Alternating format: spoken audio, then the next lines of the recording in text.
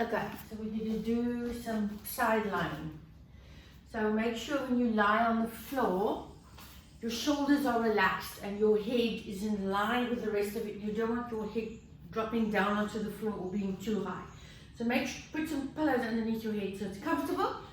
Lift your ribs ever so slightly off the floor. Just a fraction, but when you lift your ribs, don't creep your shoulders up. Keep your shoulders down.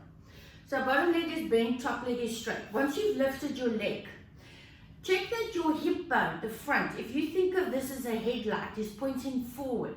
Because lots of times, because our butts are so lazy, you want to roll your head back. You don't want to do that. You want that bum to fire.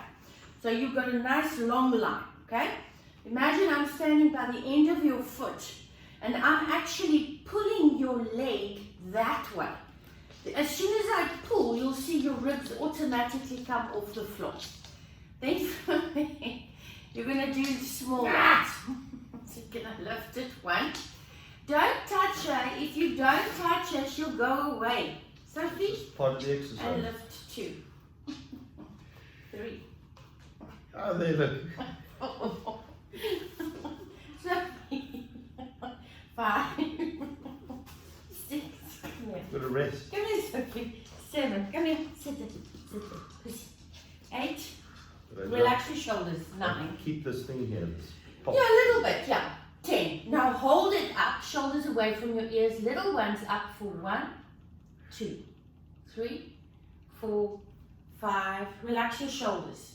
7, 8, 9, 10. Now, you're going to bend this top leg. You're going to tap down on the mat in front of the other leg. And then you push it back. When you push it back, don't roll your spine back. So keep that little bit of a length. You'll see as soon as you bend it and you extend it back, it really squeezes into that bump. Okay. So you're going to do 10 of those. 5, 6.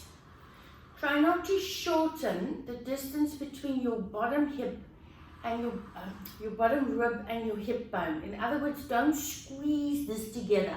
Try and keep that length. Then this leg will be even heavier. Last one. However many that is. Now bend your legs. You're going to do your normal traditional planks. So relax your bottom foot. Bring your heels back so that it's in line with your bum cheeks. Shoulders away from your ears. Little lift underneath so you've got a tiny gap there. So you're going to open up your top leg. You're going to hold it there. So if you've got one of those blue bands at home, whether it's the long one that you can knot or the tight ones that are closed, put it around your knees. That will work wonders. Open it, you're going to hold it there. Instead of doing the open-close thing, be careful when you've opened your knee that you don't pop your ribs out to make it more comfortable. So, if you do this against the wall, it's even better. And then you push back little ones. 10, 9, 8, 7, 6, 5, 4, 3, 2, and 1. Now you're going to do rotations, which is very good. If you've got tight hips, drop the knee to the knee, open it up and open it into a plank and cross 2. So if you picture, put the knees on top of each other. Yeah. So if you picture this thigh bone actually doing a little rotation inside that hip joint. And remember to relax your feet and your toes. Because as soon as you tense up your feet or you're trying to worry what your foot's doing, a lot of you have too many active feet things. Active feet. Relax them. Last one.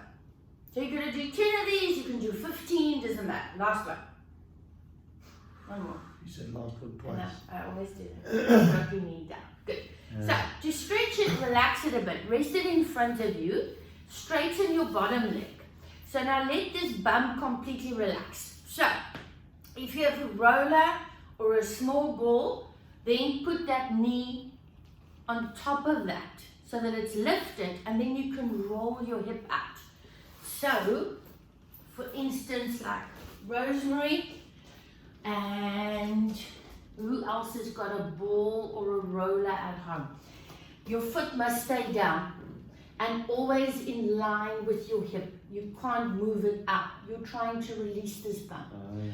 So, if you remember when you roll that leg forward and you bring it back, don't contract your bum when you roll it back. Simply shift your pelvis back, because all you're going to do is you're trying to now relax this muscle. You're trying to stretch it out a little bit. It's not a stretch, more of a release.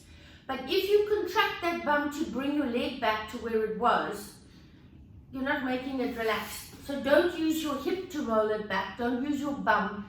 Just shift your pelvis back. Okay. So you can either now keep this knee on this board, and you've got to keep it at 90. Don't let the ball roll down. Now you're going to lift your bottom leg. So once you've lifted your bottom leg as high as you can, you want to check if your foot's relaxed. And then you do 10 of those. So, not to bore you, we're not going to do 10. But you want to lift the bottom leg up.